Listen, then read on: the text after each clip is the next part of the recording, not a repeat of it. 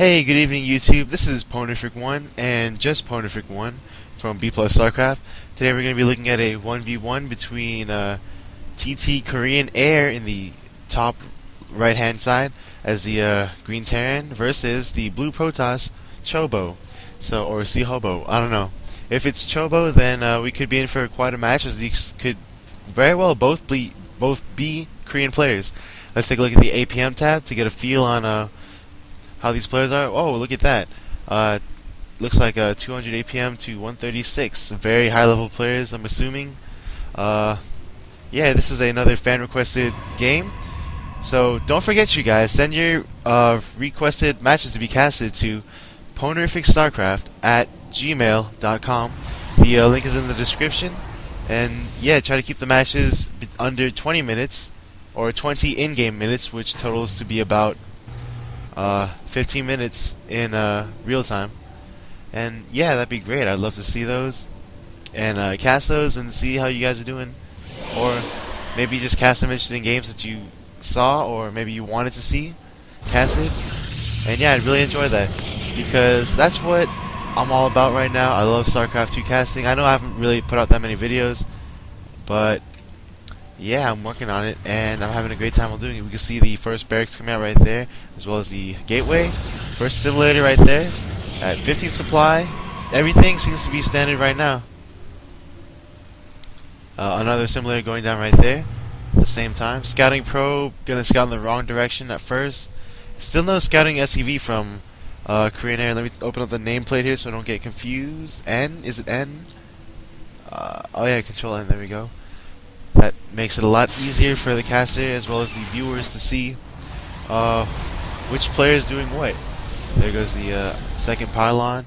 There's scout moving out, and the probe scout is going to go find that base. Cybernetics core, yep. And it's going to start that wall off. I'm kind of in the middle. Oh, okay, there we go.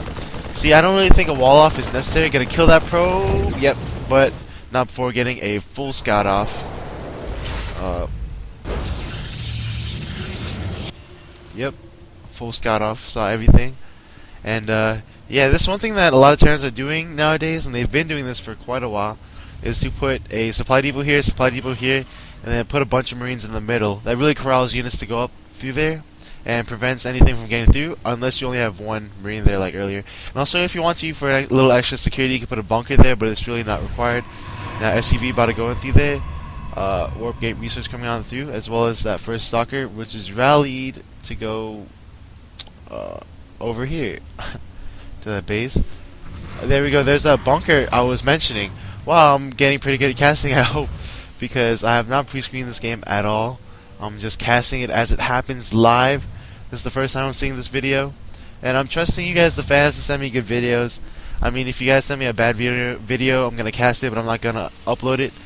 And but yeah, okay, looks like he's going for the 1-1-1 build with the reactor on there. Possibly gonna lift these up, or maybe lift these up. We'll see what he chooses to do later. And well, I'm really surprised by the Protoss player. He doesn't really seem to be doing that much as of yet.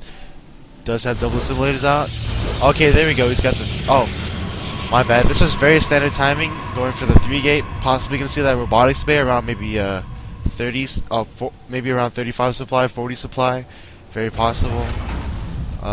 Yeah, there's that second supply depot. I thought I'm gonna lower both of those, take out that stalker, but the stalker is a lot faster than Marines, so you can probably get away. There we go. Gonna move out with another probe to put down that proxy pylon, as his warp gate is just about done.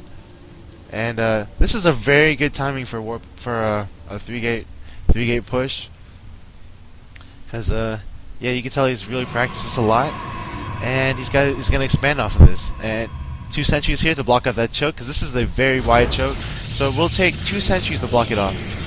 But you'll have to get those perfectly. You can't waste anything. Okay, there we go. Oh, looks like he's gonna go for Banshee Harass. Not going for that cloak research. That does cost a lot of money, and is completely negated once they get that robotics bay out, which is surprisingly okay. There we go, robotics bay right there. And more sentries. This is very common for a lot of Protoss players to get heavy sentry play.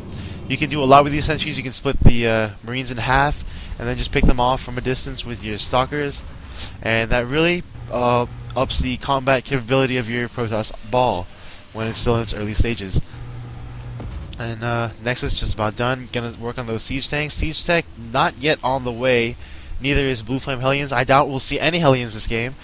But yeah, just pumping out Marines, tanks, and Banshees. Oh, we got some action. Okay, just taking out a probe, I assume. I hope. Because I kind of missed it. But yeah. Let's see. Both these players just playing a light macro game right now. Really no action going to transfer those probes down there. Yeah, very standard play from both players. I wouldn't be surprised to see him tech to, oh, I heard some shooting. There we go. Very good light harass by KoreanAir. Oh, that's the Korean Air Express, I'd assume. But the Homeland Security sentries are going to are going to wave that away. Very smartly putting an observer right there in case he got that cloak research, which we know he has not. But yeah, he has these for defense right here in case he attacks over here. And KoreanAir is going to keep stockpiling units over here. That harass didn't do too much damage, but he's going to keep poking and prodding. Right now he's sitting at 7 kills. That's a very heavy damage. I mean, just for one Banshee, that's pretty good. I mean, cHoBo's gonna have to do a lot better job paying attention to make sure he doesn't lose any more units to that. Let's see, yep, just continuing to build up forces. We could be in for a very large battle very soon. Gonna salvage that bunker. That's usually a sign that the Terran's gonna move out very soon. There we go.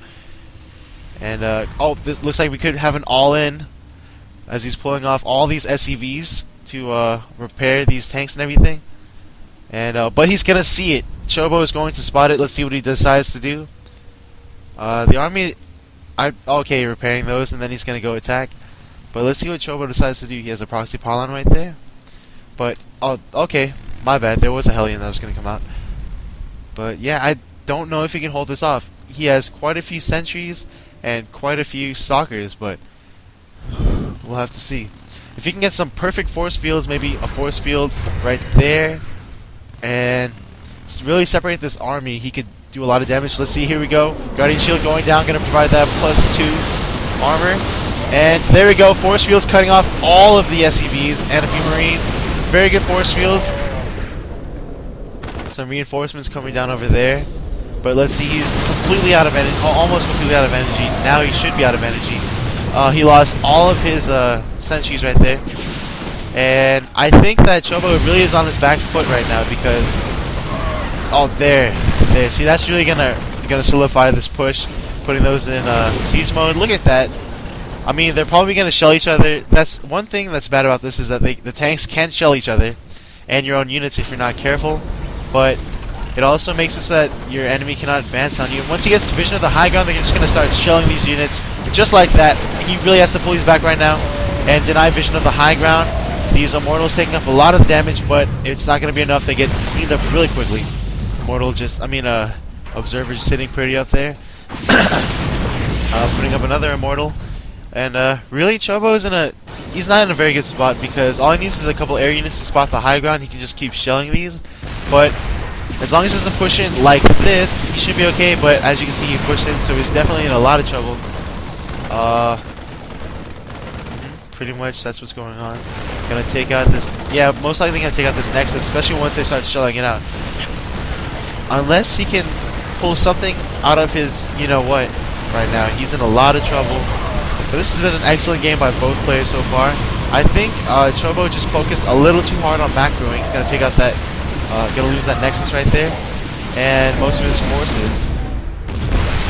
Yeah, see, these tanks are just like protecting everything, and these tanks are pretty much invincible at this point with all these SCVs down here. The trademark of any good all-in push, and cHoBo is going to call the GG as well as ttKoreanAir. Both very polite players, and Martin Tj leaving the game also. So yeah, very good game by both players. I hope you enjoyed this game. We have 5 warp gates here, and yeah. Thanks for watching. And also another player leaving the game. So, thanks for watching. Peace. Maybe this was from a Maybe this was from a tournament. I'm not sure. This was just a fan submitted replay. But yeah, this is PwnerifficOne, and I'll see you guys. Oh, well, I was about to steal HD's catchphrase. My bad. Okay, let's try that again. This is PwnerifficOne. Yeah, I'm brand new to this. I'm still working on it. I can't say signing off. I can't say see you guys next time.